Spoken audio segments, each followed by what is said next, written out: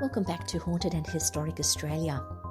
For this Halloween special, we are giving you a sneak peek into a new upcoming series called Legends of the Land. In this episode, we feature the Min Min Lights.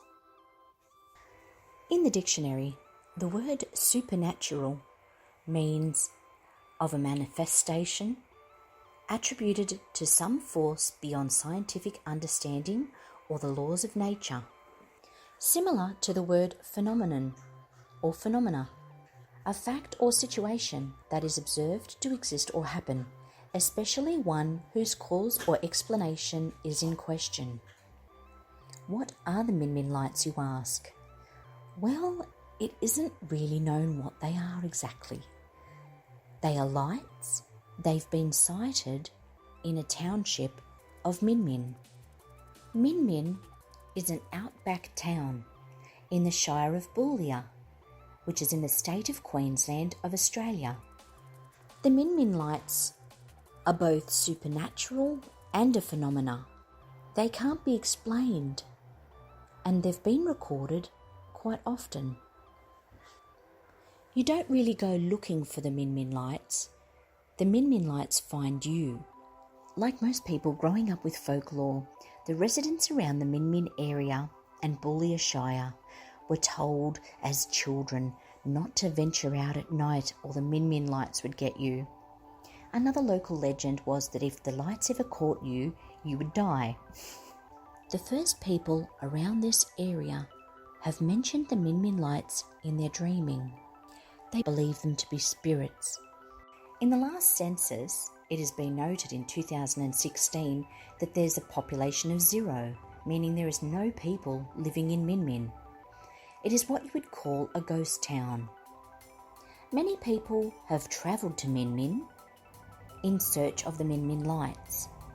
The Min Min Lights have been recorded as early as the first people, and the story of the Min Min Lights has been passed down through their elders in their dreaming. The Min Min town is famous for being the source for the name of the aerial phenomenon, the Min Min Lights. The Min Min Light is known locally as the Ghost Light. The Min Min Hotel was a large part of the Min Min town.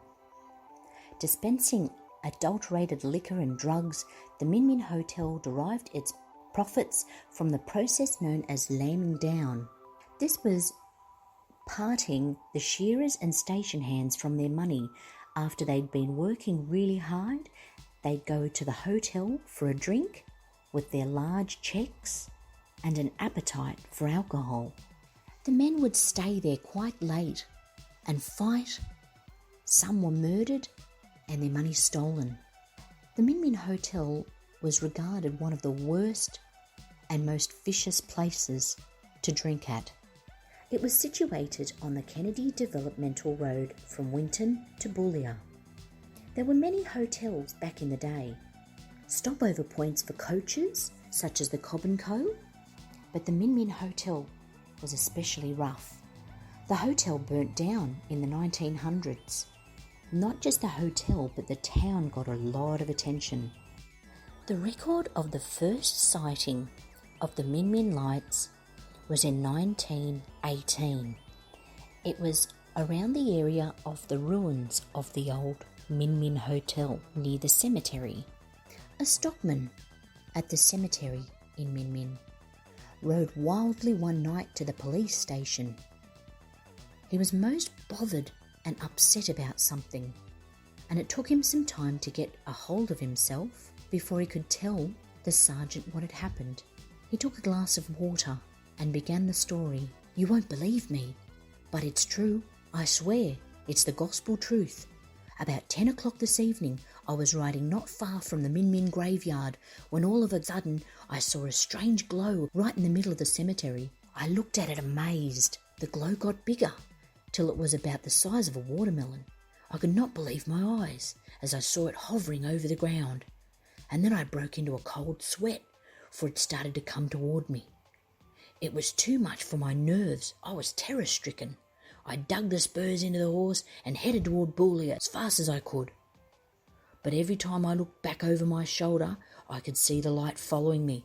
It only disappeared when I got to the outskirts of the town. Don't smile, Sergeant. Can't you see it's the truth I'm telling you? Sadly, the police made light of his story, and the town wasn't much better. Nobody believed him. Then came report after report, and his story was substantiated. Thousands of people have recorded seeing the Min Min lights, many of those driving trucks through. It has actually been compared to the will-o'-the-wisp in English folklore, is an atmospheric ghost light seen by travellers at night, especially over swamps and marshes. The will-o'-the-wisp has been naturally explained away by many scientists as a chemical build-up over the water, probably similar to the Northern Lights, something like that. The Min Min Hotel is in ruins now. It was never rebuilt, but the legend of the Min Min lights goes on.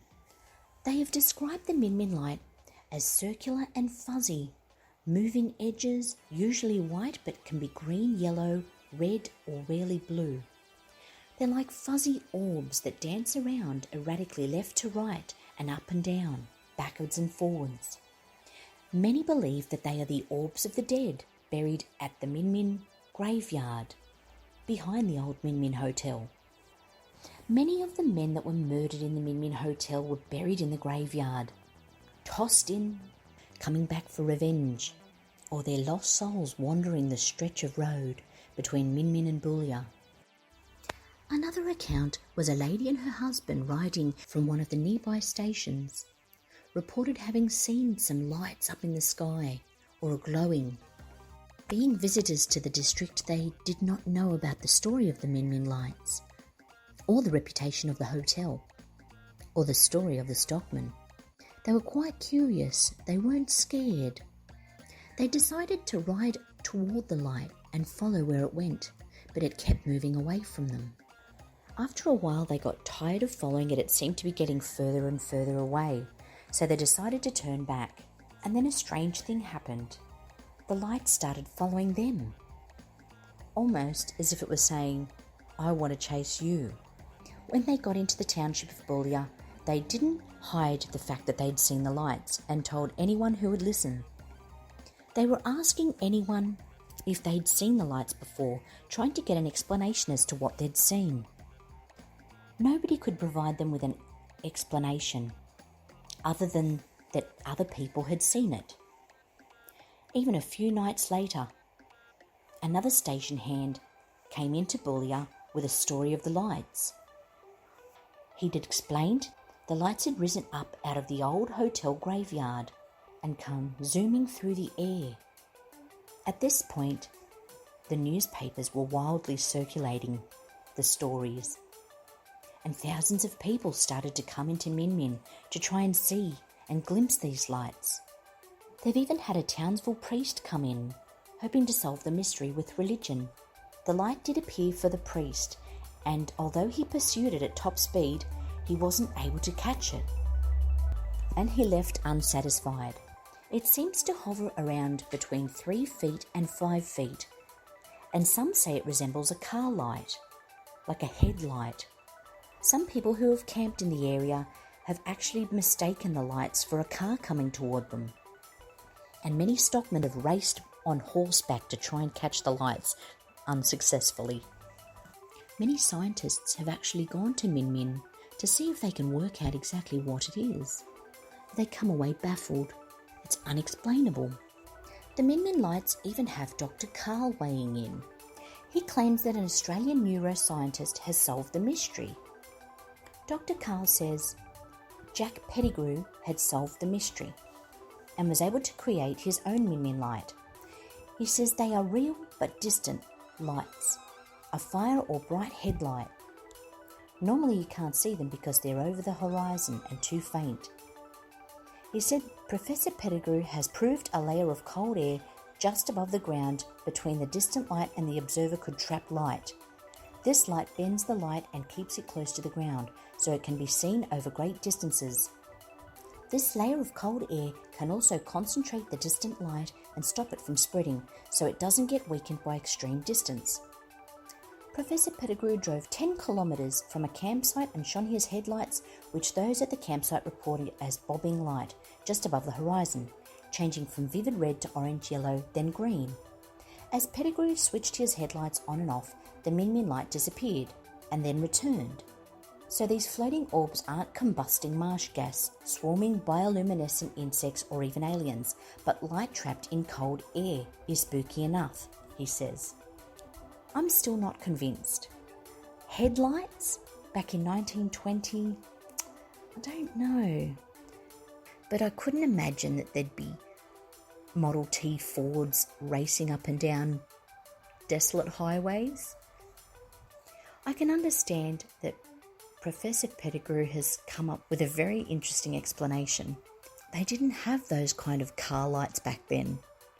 And what light could they have trapped that was so bright? But really, there's so many different theories of what this could be. I can't really see that Professor Pettigrew has all the answers.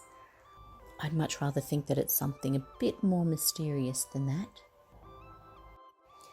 We've had scientists and priests come to check out the Min Min lights, to no avail. It really is a mystery. There is also another account in 1961, during the drought period, by Alf Campbell. They were shepherding sheep between Gympie and Maryborough, he says, in the Wide Bay area. He and another man were seated having a chat around a campfire. There was a light that shone on a large white gum tree close by, and another one about a quarter of a mile away. He said to his mate, "There's another campfire. Someone must be out stray cattle hunting and just made camp." His mate was of the same opinion, until the fire started to lift up from the ground a few feet and started moving in their direction.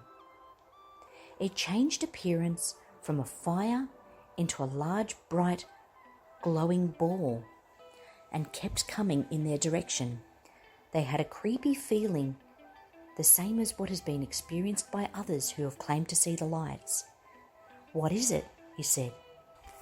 As the light got closer, it lost the large bright glow until it dwindled down to a bright red spark and settled on the trunk of the white gum tree lit by the campfire, about 4 feet from the ground.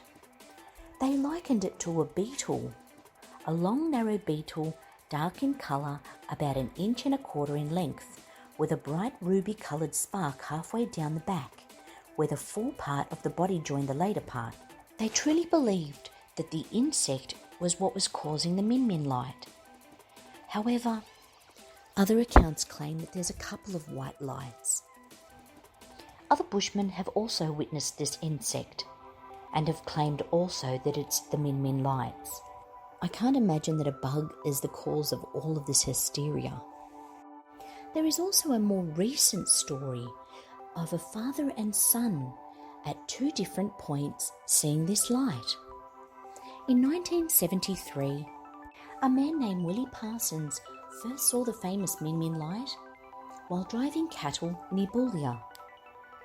Now 42 years later, in 2015, his son Daniel Parsons claims to have seen the same thing. One might suspect that perhaps the son was just trying to get a bit of notoriety, as his father had previously. But so many people have seen the lights that it's quite plausible that he did. There have been hundreds and hundreds of sightings over the past century. And Daniel Parsons was with his daughter Faith when he saw the lights. It was at 5 o'clock in the morning on Saturday, July 11th, 2015. Daniel says, "I was close to 60 kilometres from Boulia, just near the Bulla Bulla waterhole, when the light first appeared. It then stayed with me travelling alongside the car, going from being one light to breaking up into 3 lights and sort of dancing and changing colour from a bright light to a yellowish glow, around and going back into the light. For about 50 kilometres it stayed with us until we passed Lucknow station." Daniel's father Willie said he had only seen the lights once on Kura Bulka station, about 99 kilometres southeast of Boulia, but had never forgotten them. Willie's story goes, while he was driving the cattle, At night, they were riding around in opposite directions, keeping an eye on the cattle, when they saw a strange light. He says the hair on the back of their legs and arms was up straight. He says the light was there for about 2.5 hours. They came in about 6 or 8 times and kept going back out. It's almost as if someone's spying on them. He said typically the light was one light and then it split into 3, coming closer and seeming to chase them. He says it just looked like a star right on the horizon. It probably looked like a Volkswagen. Right at the end of the shift, they came right in and then out. That was the last we saw it. And Willie has only seen it once. Apparently Daniel has photos that he took on the night of the encounter. It is strange they saw it 40 years apart. The Shire of Boulia really is getting behind the Min Min lights. They have signage as you come into the town and let you know that there's 120 kilometres of Min Min land. It's really exciting and I hope to go and visit there. There have been many cases of UFOs being sighted in Australia. They've even written many books about them too. They can't all be related to the one case. And they can't all be a glowworm or firefly. Although I wouldn't mind seeing one of those either. But this Min Min light phenomena is really interesting. There's been stories of truck drivers being chased by the lights and stockmen being chased out of town. It definitely requires some follow-up. I guess whether these lights are caused by car headlights or the moon or little bugs with red backs, it doesn't really matter at the end of the day. The story itself is so fascinating, it wouldn't even matter the cause. The Visitor Centre also has its own 45-minute laser and animatronic show about the Min Min lights. If you ever are travelling in Queensland, in the Boulia Shire, and you happen to go by Min Min, the old ruins of Min Min Hotel, keep an eye out. You never know what you'll come across. The Min Min lights just might be following you. Thank you for watching our episode on the Min Min lights. We hope you enjoyed it. Stay tuned for more of our upcoming episodes of Criminals, Cutthroats and Convicts, as well as the new series we should have out very shortly, more on Legends of the Land. And have a very happy Halloween.